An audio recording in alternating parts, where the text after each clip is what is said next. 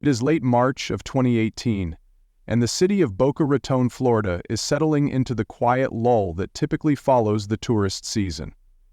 The beaches are still pristine, though not quite as crowded as they were a few weeks prior, and the well-manicured lawns of the city's gated communities shimmer under the soft glow of streetlights. On an evening that should have passed without note, something is about to occur that will rattle this prosperous community to its core. The humidity hangs in the air like a subtle warning, the distant hum of late-night traffic providing a soundtrack for the unthinkable. At this moment, no one suspects that a devastating crime is unfolding behind closed doors, setting in motion a complex investigation that will eventually command headlines and upend the sense of security so cherished by residents of this affluent corner of South Florida. They had stolen away children from their home. Estimates of the value of baby DNA samples were drawn from the witness statements. Just before midnight on March 28, 2018, a call will eventually lead detectives to a secluded property not far from some of Boca Raton's most coveted homes. Here, under the faint glow of the moon, they will discover traces of a crime that defies easy explanation. The victim, an older man known for his jovial demeanor and semi-retired lifestyle, will leave behind a jarring absence in the lives of those who knew him. The suspect, far from a stranger, will present investigators and a watching public with a puzzle wrapped in layers of family history, personal ambition, and unresolved tension. This case will not be solved easily. There will be missing hours, conflicting statements, perplexing forensic evidence, and a truth that refuses to surface without painstaking effort. And once the truth does emerge, it will challenge residents and investigators alike to confront unsettling questions about trust, family bonds, and the capacity for violence within the most familiar of relationships.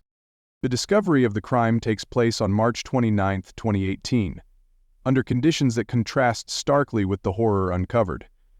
Around 7:30 a.m., the temperature hovers in the low 70s, a light breeze rolling in from the Atlantic, as the sun begins its slow golden ascent. A neighbor, out for a brisk walk, notices something amiss at a nearby property.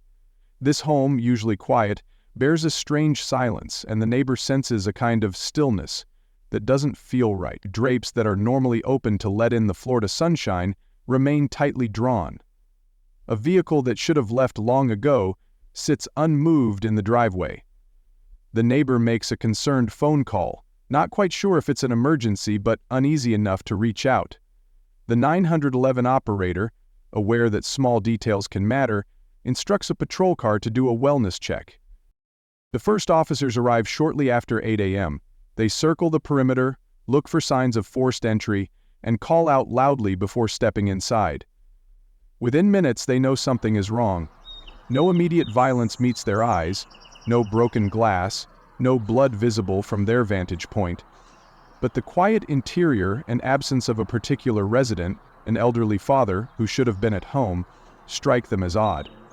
They secure the scene, blocking off the driveway with police tape. Another patrol car and a supervisor follow. Minutes stretch into an hour, and with each passing moment, a dark intuition grows among the responders. Someone is missing, and the reason is likely dire. In the hours that follow, concerned friends and distant relatives trickle toward the scene, each with snippets of information. One neighbor recalls seeing the older man, known for his morning walks, absent from his usual route for several days. Another notes that his car hasn't moved.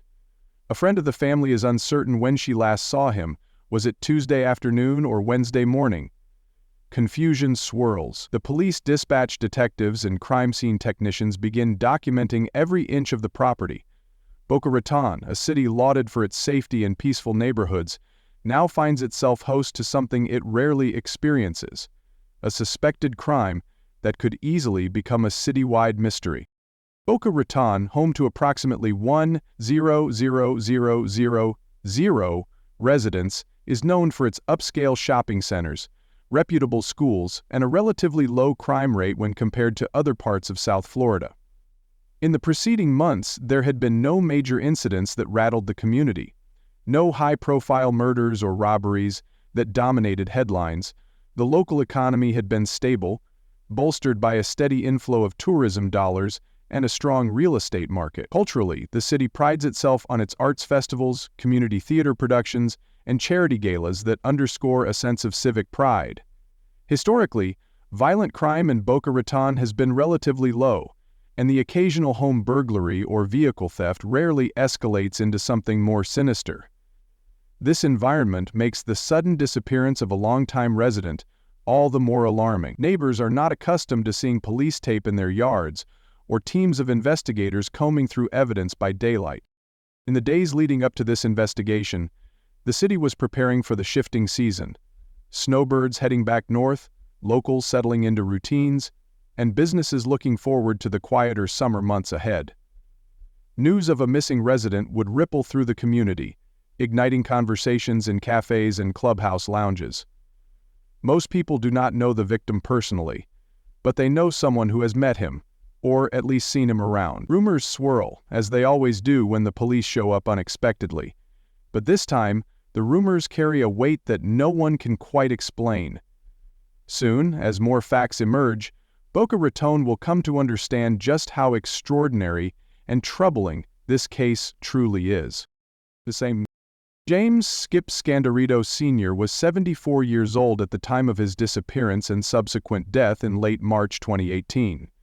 He stood just over 5'10", with a lean build that hinted at decades of careful maintenance and a certain pride in his appearance. His face bore the hallmarks of a life spent both in professional environments and in the Florida sun.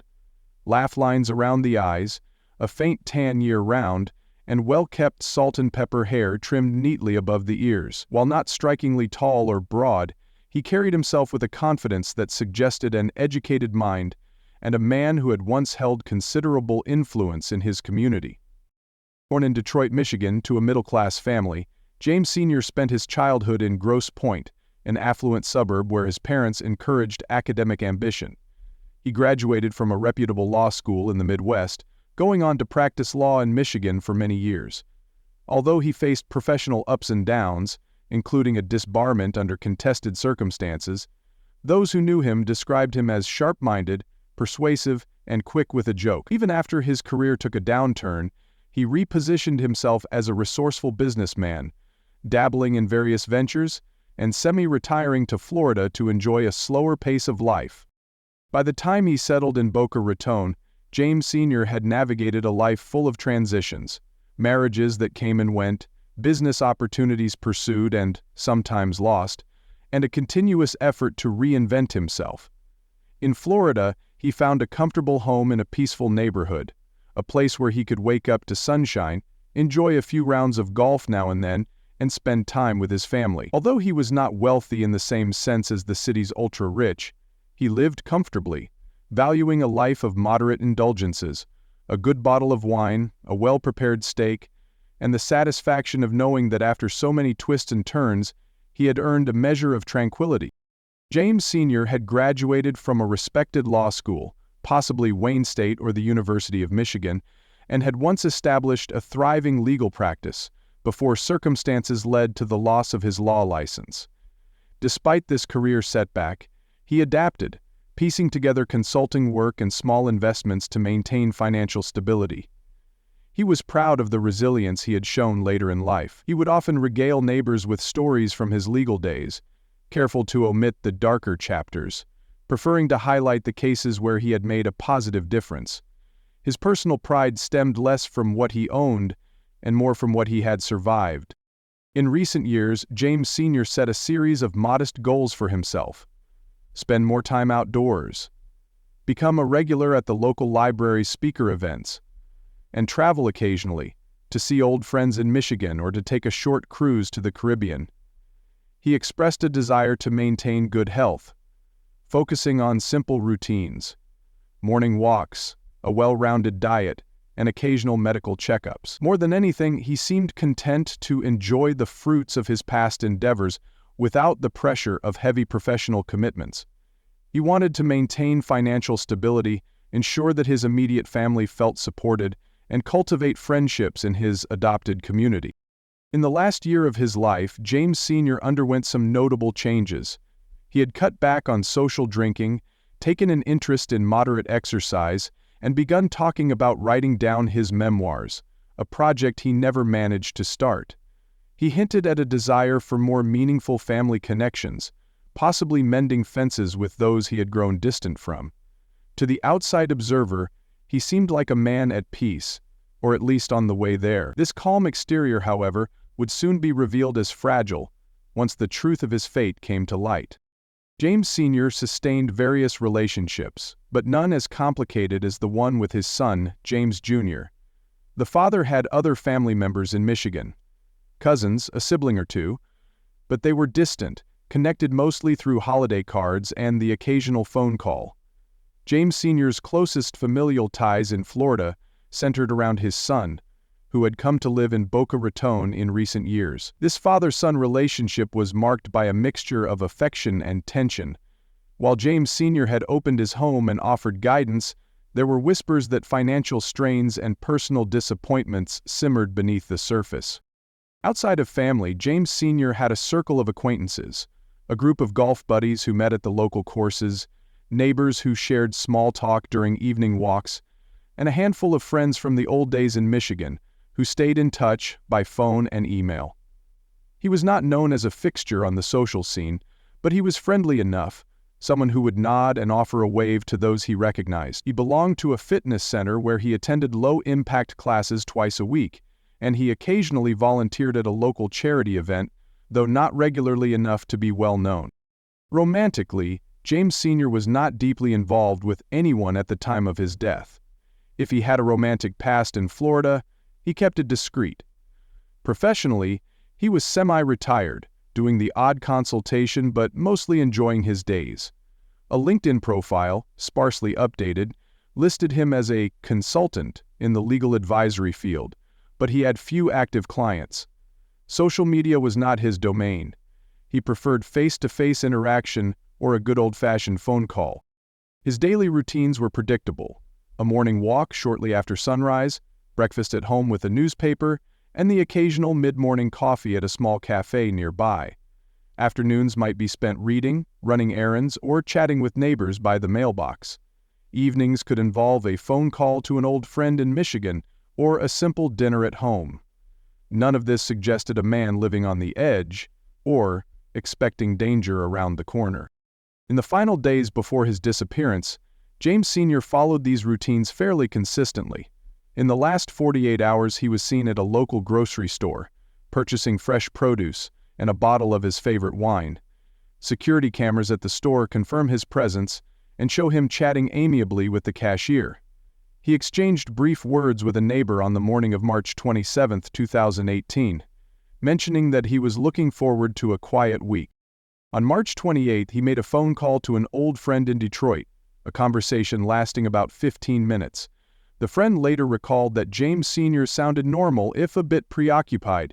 He did not mention travel plans, conflicts, or fears. That afternoon, he withdrew a small sum of cash from a nearby ATM, captured on surveillance video wearing a light polo shirt and khaki pants. That may have been his last known public appearance. No unusual credit card transactions were flagged after that, and his phone records showed no frantic calls. In fact, the phone calls ceased altogether by the evening of March 28. He made no posts on social media, he rarely did, and no one reported any strange behavior that day. His final known communications appear routine: a short conversation about the weather and a call to an old friend. Stodware really had any problem living with his parents until this car accident, leaving him with custody of the car himself. Stod went missing on March 28. He rarely did, and no one reported any strange behavior that day. He rarely did, and no one reported any strange behavior that day. Nothing to suggest imminent danger. Witnesses later placed him in the vicinity of his home late that afternoon. A neighbor glanced him returning home around 5 p.m., possibly after running errands. After that, the timeline goes dark. He did not show up for his usual morning walk on March 29th. No outgoing calls. No visitors recorded on the security cameras at his complex. At least none that were clearly identified. If he had plans for the following days, they were cut short by something no one saw coming. In the weeks leading up to his death, James Sr.'s state of mind appeared stable and optimistic.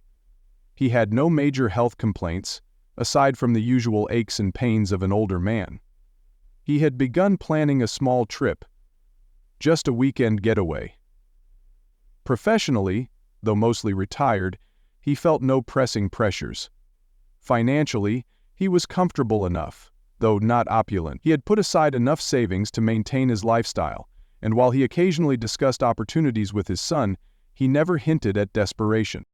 No one reported any drastic mood swings or signs of depression. If there were personal challenges, they were subtle, perhaps some lingering regret about his past career troubles or disappointment in how certain family relationships had unfolded. Still, he expressed hope in mending fences and maintaining peace in his home. A few neighbors noted that he seemed quieter than usual in the days before he vanished, but nothing that raised alarm. He had expressed a vague concern about wanting to ensure he remained on good terms with family, hoping to start fresh conversations about the future. There is no evidence he feared for his safety. He did not mention threats or enemies. He was not known to have spoken of feeling endangered. His biggest concerns seemed mundane: the rising cost of a certain medication, a minor home repair, scheduling a dentist appointment. By all accounts, James Sr. was looking forward to enjoying a mild Florida spring, planning a round of golf, and maybe jotting down a few notes for that memoir he might one day write. He left no dramatic farewell letters, no suspicious last words, nothing to suggest he knew what was coming. James Jr., in sharp contrast to his father, presented a younger profile, early middle age, taller by a couple of inches, and somewhat stockier. He had a head of dark brown hair, styled in a casual manner that could look polished when he wanted it to, and he dressed in a way that suggested he was still figuring out his place in the world. James one day, Slacks the next, depending on who he planned to see. He carried himself with a mix of confidence and uncertainty, like someone who had been told he had potential but hadn't quite harnessed it. Born while his father was still building a reputable legal career, James Jr. spent his early years in relative comfort. The family's move to Florida in later years was partly motivated by the father's shifting professional fortunes. James Jr. grew up aware of both advantages and limitations in his upbringing. Education-wise, he had attended decent schools, though his academic record remained unremarkable. After high school, he enrolled in a community college, drifting between majors, never quite settling on a clear path. There were rumors he attempted a few entrepreneurial ventures, none of which truly took off. Financially, James Jr. was not stable. He often relied on his father for support, moving in and out of his father's home depending on his current situation.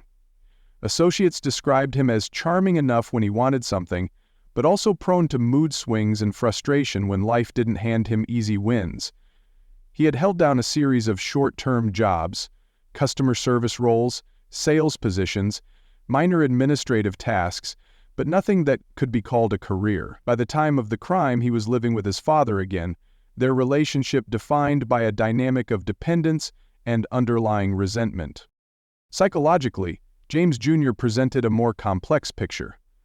While no formal diagnoses were on record, some family friends noted that he seemed on edge at times, easily angered by small inconveniences.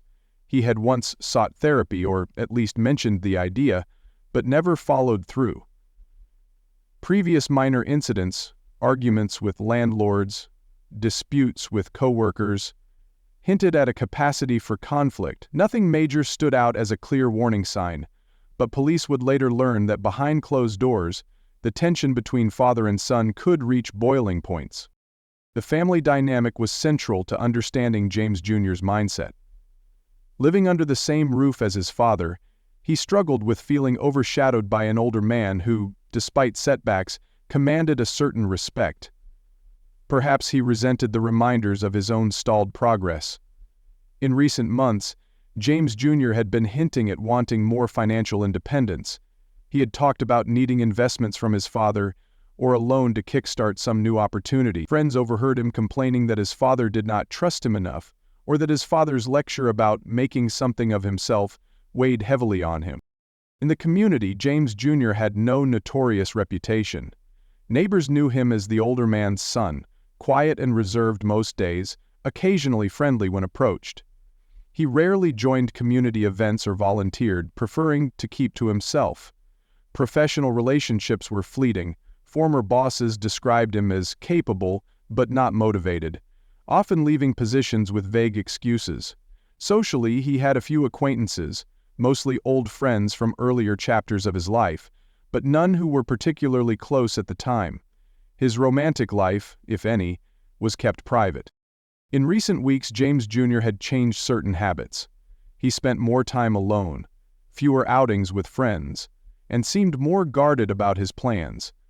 He was observed visiting ATM machines more frequently, though the amounts withdrawn were small. His father mentioned something about the son needing money, but no one knew the details. Witnesses at a local gas station recalled James Jr. acting impatient when a credit card was declined. Small signs that finances were tighter than ever. Over time, the investigation would suggest that James Jr. had thought about ways to solve his financial problems, perhaps too desperately. There was no formal record of him acquiring a weapon, but search histories hinted at curiosities that would later be relevant.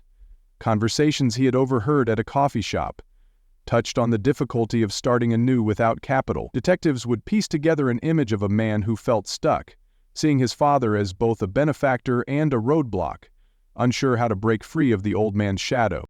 While no formal mental health evaluations were documented prior to the crime, it later emerged that James Jr. exhibited traits of narcissism and entitlement, according to psychological profiles drawn up during the trial. Experts suggested he might have harbored resentment that built quietly over years. If he reached a psychological breaking point, it might have been triggered by financial disagreements or harsh words exchanged behind closed doors. Interviews with acquaintances hinted at a pattern. James Jr. blamed others for his failures, saw himself as misunderstood, and believed if only circumstances changed, like gaining control of his father's assets, he could finally succeed. In the broader community context, James Jr. flew under the radar. No significant run-ins with the law, no glaring mental health episodes made public. Those who knew him shrugged and described him as just another guy trying to figure things out. But subtle observations revealed something more. A lingering dissatisfaction. A feeling of being cornered by life's limitations. The small arguments with his father that neighbors occasionally overheard through open windows were the only public hints of what simmered inside that household. In hindsight, the early signs that James Jr. might escalate to a serious crime were faint but present. He had once joked with a friend about how easy it would be to just disappear and start over if he had money.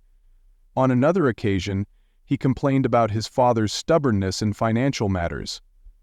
But no one expected violence. If he planned something, he did so quietly, waiting for a catalyst. An argument over money, a final request for help, a careful disposal of evidence that would be uncovered later, hinted that he at least considered what might happen if his father disappeared. Before the events of late March 2018, James Jr. had not been linked to any serious crimes. The worst on his record might have been a traffic ticket or a minor dispute with a landlord. No one could imagine him orchestrating something as cold and calculated as a disappearance. Yet the investigators would later find computer searches suggesting he had looked into how to handle a body after death, ways to cover tracks, how to move money without raising suspicion, several of which saw users whose bodies were found by workers after death losses. These digital breadcrumbs painted a picture of a man preparing for a crime he would try to pass off as natural or accidental. Planning evidence was subtle: small purchases made in cash, a sudden interest in privacy tools, and a reluctance to let anyone see the inside of his father's home during that last week. He avoided neighbors, kept the lights low at odd hours, and did not respond to messages from old friends. If someone had been watching closely, they might have noticed a man gearing up for something dire. The months leading up to the crime were marked by a quiet tension between father and son. While neither man broadcasted their issues to the world, subtle signs emerged. They argued about finances behind closed doors. A contractor doing minor repairs at the home once overheard raised voices, the younger man's tone accusatory, the older man's voice steady but firm. These quarrels never spilled out onto the lawn or prompted a call to the police. Still, it created an undercurrent of unease. In February 2018, James Jr. began to display erratic financial behavior. He attempted to open a credit line in his father's name, but was turned down due to verification issues. He then started making unusual inquiries at local banks, asking how to access funds from a deceased relative's estate. While no one could point to wrongdoing at the time, the pattern now appears as a prelude to something more sinister. At night, James Jr. could sometimes be seen circling the block in his car, parking in unusual spots, as though scouting for places to dispose of something. He also purchased large plastic containers from a hardware store, an item he explained as being needed for storage. He conducted internet searches on topics related to body decomposition and for ways to remove traces of DNA. He cleared his browser history frequently, took pains to cover his tracks online. As March approached, James Jr. became more withdrawn. He avoided calls from a cousin he used to speak with regularly. He stopped showing up at a part-time gig he had taken at a local marketing firm, claiming personal issues. He grew shorter in conversation, offering curt answers even to neighbors who greeted him by the mailbox. Meanwhile, his father continued his routines, seemingly unaware of any imminent threat. In the days leading up to March 28th, James Jr. made small but telling moves. He deposited a strangely large amount of cash into his personal account, money he claimed was lent by a distant friend. He also sold a piece of personal property at a pawn shop for quick cash. This buildup of funds suggested preparation, though for what was unclear at the time. The immediate catalyst may have come from a conversation that took place on the evening of March 28. The father and son were home alone, and witnesses later speculated that James Jr. asked again for a significant sum of money. His father may have refused, lecturing him on responsibility. This exchange, investigators later theorized, could have been the spark that lit a long-accumulating fuse of resentment.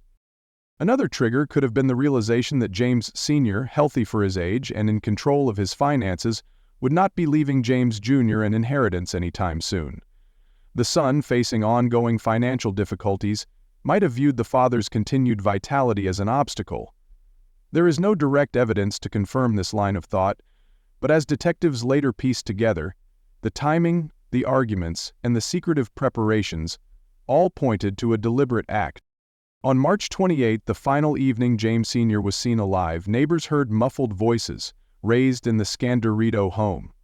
Around 9 p.m., a neighbor stepping outside for a smoke thought he heard something like furniture being moved. No screams, no clear sign of a struggle, just unusual sounds that didn't fit the household's normal, quiet routine.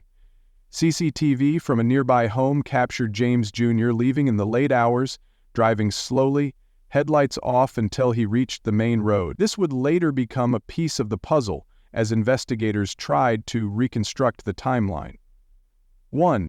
In the aftermath, James Jr. would claim that his father died suddenly and that he panicked, deciding to conceal the death. But the trigger events suggest a different narrative. A son who felt cornered, who saw one final refusal from his father as an unforgivable blow, prompting him to carry out a hastily planned but coldly executed plan. The tension, the financial desperation, and the last recorded interactions all point toward a crime born of frustration and greed. The exact location of the crime would prove critical to investigators. The father's body, or what remained of it, was found in a disused corner of an abandoned golf course near Boca Raton. This once frequented course, now overgrown in places, had become a quiet patch of green away from prying eyes. Its coordinates placed it just a few miles from the Scandirito residence, close enough for convenience, secluded enough to avoid immediate detection. The spot chosen suggested premeditation, someone who knew the area well and understood that late at night, no one would be wandering there. On the night of the crime, the weather was warm and humid, typical of South Florida in early spring. Visibility was decent, no heavy rain, just a thin cloud cover dimming the moonlight. The darkness offered cover, and the silence of the old golf course provided a chilling stage. Investigators later noted that the approach to the disposal site would require navigating narrow service roads, suggesting familiarity or careful scouting. The interior of the victim's home became a secondary crime scene. Forensic experts found subtle signs of struggle, a small smear of something that looked like blood on a doorframe, cleaned, but not perfectly. Items that should have been in place, like a heavy lamp, were slightly askew. The flooring had suspicious clean spots as though someone wiped them down. While there was no dramatic display of violence apparent, the nuanced signs told a story of something that had happened behind closed doors, perhaps in a bedroom or a den where the victim might have been caught off guard. Access to the crime scene would have been easy for James Jr. He lived there, after all, and his father trusted him. As for the golf course, it would not have been difficult to gain entry after hours. The gates were not always locked, and parts of the perimeter had gaps. If James Jr. had planned this crime, he had chosen a location he knew few would explore. Had anyone passed by in the early morning hours, they might have seen a lone figure dragging something heavy or transporting suspicious packages. But no witnesses came forward with such accounts. In piecing together the timeline, investigators determined the father likely died late on March 28. The disposal of his remains may have occurred in the pre-dawn hours of March 29. The perpetrator's vehicle showed increased mileage in the subsequent days, and partial surveillance footage captured him leaving home multiple times late at night, returning near dawn. These odd movements, once scrutinized, helped form a timeline. The method used in this crime defied the imagination of a community accustomed to petty thefts and minor disputes. While details were kept from the public during the investigation, it would later emerge that the victim's remains had been dismembered. The perpetrator, presumably James Jr., took measures to obscure the cause of death. The weapon used was never conclusively identified. No gunshots were reported. No loud screams. Likely the father was subdued silently. A suffocation or a fatal blow delivered swiftly. The evidence of a careful cleanup at the home and the remote placement of remains suggested a cold and calculating approach. Forensic evidence suggested an attempt to wash away traces. Bleach was detected on certain surfaces. Items like gloves and plastic sheeting, later found in dumpsters or discarded in remote locations, tied back to purchases made by James Jr. While no single piece of evidence was conclusive on its own, the cumulative weight pointed strongly in one direction. As the immediate aftermath unfolded, the disappearance of the father began to attract police attention. After friends and neighbors reported him missing, officers initially treated it as a missing persons case. However, as days passed, suspicion grew. The son's behavior, his evasive answers, and the odd activity at the property demanded a more thorough investigation. When human remains were discovered on the abandoned golf course a few days later, April 4, 2018, police scrambled to connect the dots. Dental records would confirm the worst. The remains belonged to James Sr. The first to react were the victim's friends and neighbors. Shock and confusion ruled the day. They had known James Sr. as a kindly man, not someone involved in dangerous activities that might justify such brutality. They demanded answers, pushing the police to find whoever was responsible. The initial emergency calls, the frantic attempts to locate James Sr., and the slow, horrifying realization that he was not just missing, but murdered, created a ripple of fear through the neighborhood. Paramedics and first responders called to the scene when remains were found were stunned by the unnatural stillness and the staged nature of the dumping site. Detectives worked quickly to secure the area, erecting a perimeter and blocking off curious passers-by. By now, the media had caught wind of an unusual investigation unfolding in a quiet Boca Raton neighborhood. News vans stationed themselves at a distance, awaiting official statements. Community watched with a mix of disbelief and fear as police tape and forensics teams became fixtures in their usually tranquil streets. In the immediate aftermath of the crime, James Jr. struggled to maintain an appearance of normalcy. He attempted to go about his daily routines, visiting grocery stores, dropping by coffee shops, but he was more nervous than before. He made several unconvincing attempts at an alibi. He told one acquaintance that his father had gone on a sudden trip, an odd story given the father's predictable habits. Simultaneously, he took steps to dispose of evidence.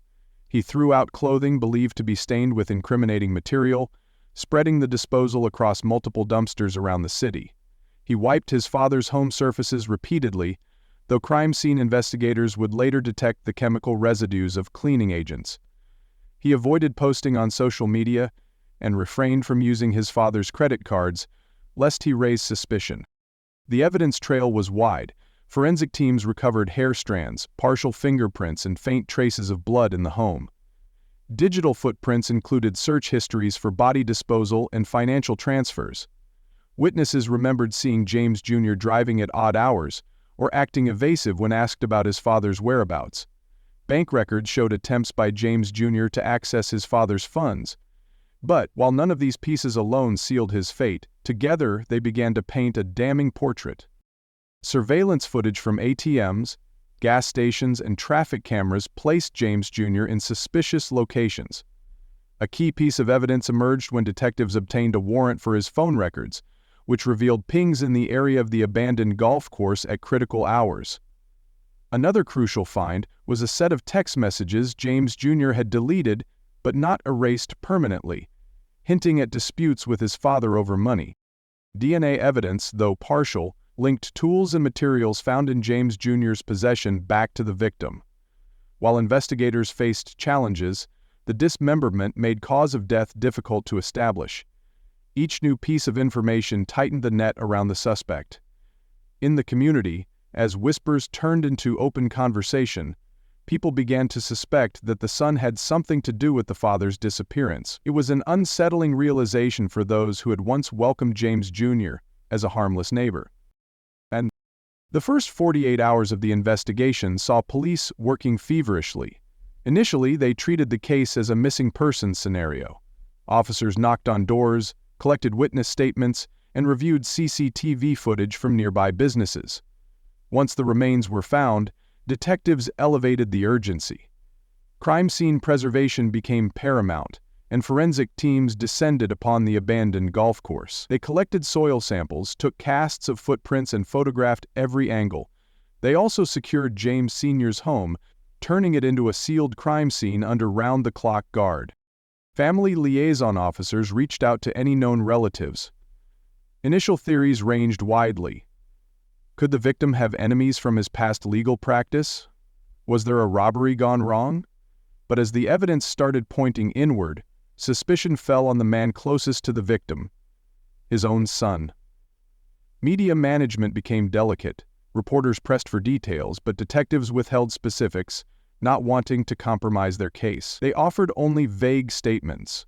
"We are pursuing several leads. This is an active investigation. We ask the public for patience." In the early investigation, a dedicated team of detectives was assigned to the case. They strategized daily, dividing tasks among forensic analysis, digital footprint tracing, interviews, and surveillance of potential suspects. They canvassed the neighborhood repeatedly, re-interviewing neighbors who might have remembered something new. Technicians processed evidence non-stop. The media approach was cautious, providing minimal information. Meanwhile, the community grew uneasy, some worried about a killer in their midst. Within days, lab results returned DNA matches and financial records confirmed attempts at illegal transfers. Expert consultations helped interpret patterns in the evidence. A timeline of the victim's last days began to emerge. Seen shopping, a phone call with a friend, then silence. Inserted into that timeline was James Jr.'s suspicious late-night movements, his questionable financial activities. The net tightened further. Forensic analysis became the backbone of the case. DNA from the victim was found on objects that James Jr. had recently purchased. Cleaning supplies, tarps. Blood pattern analysis suggested an attempt to clean up a violent act inside the home. Though the weapon was never found, the nature of the injuries to the remains hinted at a methodical dismemberment carried out post-mortem. Digital forensics recovered deleted internet searches from James Jr.'s computer. How to dispose of a body, creating a fake alibi, accessing a deceased relative's funds. Toxicology reports on the victim's remains were inconclusive due to decomposition, leaving the exact cause of death uncertain. But the totality of forensic evidence painted a picture of careful planning and grim execution. Evidence processing faced technical challenges. The decomposition complicated identification of certain injuries. Chain of custody was strictly maintained as each piece of evidence moved from scene to lab. Expert pathologists worked tirelessly to provide a time frame for death, while forensic accountants untangled financial transactions. A breakthrough came when a small patch of fabric, found at the disposal site, matched a shirt known to belong to James Sr., and fibers from that fabric matched fibers found in James Jr.'s vehicle trunk. Step by step, the mosaic of evidence became more coherent. As weeks turned into months, the investigation advanced. Witness cooperation improved as people overcame initial fears. A neighbor who had been reluctant to speak now recalled hearing suspicious sounds on the night in question. Expert findings from forensic labs gave investigators new confidence. Technological tools, cell tower triangulation, facial recognition from CCTV supported the emerging narrative. James Jr. was at the right place at the right time to commit the crime. The suspect's motive became clearer: financial gain, resentment, frustration at dependence. With evidence piling up, detectives refined their strategy. They monitored James Jr.'s movements, waiting for a slip-up. They quietly interviewed his associates, gathering insight into his personality and recent behavior. Gradually, the case shifted from mere suspicion to near certainty. A critical breakthrough occurred when a friend of James Jr. came forward, admitting that James Jr. had confided vague but incriminating details, complaints about his father's stubbornness, hints that he might take matters into his own hands to solve his financial woes. This testimony, combined with the forensic trail, made the suspect's identification all but inevitable. Law enforcement now had motive, opportunity, and a web of physical and digital evidence linking James Jr. to his father's death. On a humid morning in early May 2018, police made their move. James Jr. was arrested outside a convenience store without incident. He was charged with the murder of his father and the unauthorized dismemberment and disposal of a body. The booking process was swift, and his legal representation scrambled to manage the fallout. Bail was initially denied, given the severity of the charges and the flight risk he posed. Media outlets finally obtained the suspect's name and details, and public reaction was swift and horrified. A family tragedy laid bare. As pretrial procedures began, attorneys on both sides reviewed the overwhelming evidence. Motions were filed to suppress certain searches, to challenge the admissibility of digital footprints, to question the handling of DNA. The jury selection process was fraught. Finding impartial jurors in a community shaken by such a crime proved difficult. Meanwhile, the victim's extended family arrived from Michigan, attending preliminary hearings with stoic faces. The defendant's legal team tried to craft a narrative. Perhaps the father had died accidentally, and the son panicked. They filed motions to limit certain gruesome evidence. The prosecution prepared expert witnesses, meticulously organizing timelines and forensic data. Media coverage remained intense, and the community braced for a trial that would test their understanding of justice and family loyalty. The trial began with the prosecution's opening statements, laying out a compelling narrative: a son driven by greed and frustration, who ended his father's life and then disposed of the remains to access funds and escape financial ruin. They presented evidence methodically: timeline charts, digital records, DNA analysis, forensic pathology findings. Witnesses took the stand to describe the father's last known moments, the son's suspicious behavior, and the strange attempts to create an alibi.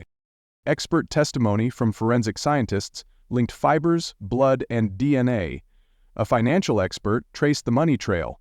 The prosecution highlighted the deleted internet searches as premeditation. They showcased the defendant's changed behavior as indicators of guilt. Closing arguments left little doubt in jurors' minds. The prosecution wanted them to see James Jr. as a cold, calculating killer. The defense countered by challenging the certainty of cause of death. They argued that the father could have died of natural causes. No direct evidence showed the exact cause. They portrayed James Jr. as panicked, making poor decisions after discovering his father's body. They questioned the reliability of digital evidence and argued that the financial motive was speculative. They presented character witnesses who described James Jr. as nonviolent, caring in his own way, and simply overwhelmed. Expert witnesses for the defense tried to cast doubt on forensic conclusions. They argued that contamination at the crime scene couldn't be ruled out. They questioned the accuracy of cell tower data. They asked jurors to consider reasonable doubt. If no one saw the murder and cause of death remained uncertain, could they be sure James Jr. committed murder rather than just hiding an accidental death? In closing statements, the prosecution reinforced the mosaic of evidence. Every piece, they argued, fit together too neatly to be coincidence. The defense reminded jurors that the burden of proof lay with the state. With the jury sent to deliberate, the community waited anxiously. Days passed, and the atmosphere grew tense. When the verdict came, it shocked some. James Jr. was found not guilty of first-degree murder, but guilty of dismembering and abusing a corpse. The jury had difficulty concluding beyond reasonable doubt that he intentionally killed his father. Perhaps the cause of death was unclear. Perhaps they believed he panicked after a sudden natural death. The community was stunned. The prosecution had presented a strong case, but the defense's doubt-raising strategies worked. The sentence for abuse of a corpse, though significant, would not bring the same closure as a murder conviction. In the immediate aftermath, the community struggled to process the verdict. Many believed justice had not been fully served. Some demanded policy changes, better ways to handle forensic ambiguity, clearer laws surrounding suspicious deaths. Memorial services for James Sr. were held at a local chapel, and neighbors lit candles in silent tribute to a man taken too soon. The media dissected the trial, discussing the complexities of forensic evidence and the weight of reasonable doubt. In response to public outcry, local authorities reevaluated their investigative methods. Training sessions were held to refine crime scene preservation. Community forums addressed concerns about safety and trust. If a crime like this could happen behind closed doors in a quiet neighborhood, what else might be going on? The victim's family faced emotional turmoil. They struggled with the partial sense of justice. While James Jr. was punished for body abuse, he would not serve the life sentence many felt he deserved. The family leaned on victim support groups, sought counseling, and considered lawsuits over the estate. Privacy became a key concern as media interest lingered. Financial and legal tangles remained, as James Sr.'s estate went into probate. Beyond the legal realm, the emotional scars would endure. Long-term, the case influenced how law enforcement approached similar cases. Additional funding went to forensic laboratories to improve turnaround times and accuracy. Investigators learned to broaden their search for cause-of-death clues, to consider psychological motives more carefully, and to better articulate the narrative for juries. Legal reforms at the state level included discussions on enhancing penalties for tampering with remains and clarifying definitions in homicide statutes. Scholars and legal experts cited this case in textbooks and seminars. It became a reference point for understanding the interplay of forensic evidence, digital footprints, family dynamics, and jury interpretation of reasonable doubt. Professors assigned it as a case study in criminal justice classes. Journalists wrote retrospectives, and true crime enthusiasts debated whether justice had been truly served. Over time, the story of James Sr. and James Jr. entered Boca Raton's local lore. People whispered about the father-son tragedy in the same breath as other infamous cases. For some, it led to personal reflection, the importance of recognizing warning signs in family conflicts, the need to address financial disputes openly and fairly. Community leaders launched educational initiatives on estate planning, mental health, and conflict resolution within families. The idea was to prevent future tragedies by encouraging open communication and seeking help before resentments turned deadly. Wikipedia. Looking back, the case stands as a grim reminder that darkness can lurk even in well-tended communities. It underscores the complexity of criminal justice, where evidence can be overwhelming yet fail to secure a conviction on the most severe charge. It teaches us about the fragile bonds of family, how trust can fracture, and how desperation can override morality. End of section 2. As the years pass, the memory of the crime lingers in Boca Raton's collective consciousness. Families affected by the story slowly rebuild their lives. Legal professionals consider it a pivotal moment in their careers. Detectives use it as a benchmark for future investigations. And the public, though still unsettled, moves forward, reminding themselves that vigilance, compassion, and understanding might prevent the next tragedy. Don't forget to like and subscribe for more true crime stories. Feel free to leave your thoughts in the comments section below. How do you think justice should have been served? Have you seen other cases where a jury's decision surprised you? Let's discuss. And if this story interests you, you might want to look into similar family conflict cases that highlight how complicated and challenging homicide investigations can be.